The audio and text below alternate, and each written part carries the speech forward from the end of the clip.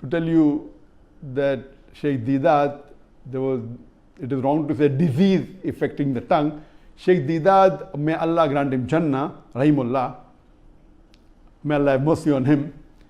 He had a stroke in 1996 and he was paralyzed from below the face downwards. He was paralyzed, he could not move. To say that Allah gave this as a punishment because he spoke against the gospel or he lied against the gospel is not true. And as I mentioned in my earlier answer, that calamity or any disease, it may either be a punishment or it may be a test. How do you realize that whether any calamity is a test or a punishment? If the person is on the straight path, then that calamity is a test. And Allah wants to test that servant of his, that if I increase the calamity, will the person yet have faith in me or not? And if the person, even after a calamity befalls him or her, yet the faith is strong, then Allah subhanahu wa ta'ala gives a higher reward and Allah will grant him a higher status in Jannah. So Allah tests his servant. That's the reason our beloved Prophet ﷺ said, the maximum difficulties amongst the human beings are put on the Anbiyas, on the prophets, on the messengers of Allah, because they have the highest caliber.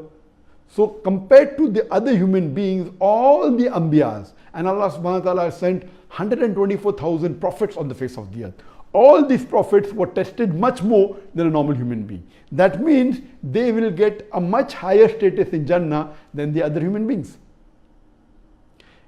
If it's a punishment, then it is for those people who have committed a sin. So if a person has sinned and has gone against the commandment of Allah subhanahu wa ta'ala, that calamity is a punishment. And you come to know that in the punishment the person suffers. Whereas in a person, if it's a test, the person who's on the straight path, his iman increases. And as far as Sheikh Deedat is concerned, alhamdulillah, I knew him very closely. I was one of the first few people that when he got the stroke, I had just performed my Hajj and I flew from Saudi Arabia straight to South Africa, and alhamdulillah, I personally met him. Even though he had the stroke, even though he could not move, he could not speak, he used to converse through the blinking of his eyes. There was a chart that was kept behind him, which had 1, 2, 3, 4, 5 rows. Each row had A, B, C, D, first row, then second row, F, G, H, I.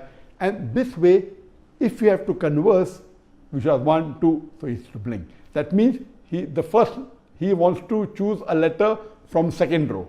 Then from second row we start. F, G, H, I. So I. So he blinks an I. So then I. So in this way, he could convey his message by spelling it out. And once you get used to it, you can do it very fast. So he used to converse even by the blinking of his eyes. And I know that even on bed, when he could not move, when he could not speak, he had did dawah. There were Christians who came to meet him, there were Christian missionaries who came to meet him, non-Muslims, and through dawah he was even able to revert some of the non-Muslims, alhamdulillah. He wrote long messages and he even encouraged me, and he even dictated a message on the plaque. The best award that I've got from anyone, or the best plaque, is the plaque given by Sheikh Ahmed Deedat to me in the year 2000, in which he dictated the message that, son, what you have done in 4 years had taken me 40 years to accomplish, alhamdulillah. So this he dictated with his eyes, even though he could not speak. And that plaque really, mashallah, gave a lot of encouragement to me. And if there is a person who is responsible, who is a catalyst for me to change from a doctor of a body to a doctor of a soul, it is Sheikh Ahmed Deedat. And inshallah, even he will get all the sawab, that whatever little bit I've done in the field of dawah, may he get the sawab without reducing my sawab. So alhamdulillah, Sheikh Ahmed Deedat was for 9.5 years on the bed. He could not move, but yet you could see his passion. You could see his striving for dawah. So according to me, if you see the striving, you see the passion, there was no remorse in him that what he did was wrong. He continued his dawah. This means Allah subhanahu wa ta'ala, according to me, wanted to give a higher status to Sheikh Deedat. He got the stroke in 1996 at age when he was 78 years old, and he was in bed for 9 years. Allah tested him, and I believe Sheikh Deedat, alhamdulillah, passed the test with flying colors, and inshallah Allah will reward him a higher status.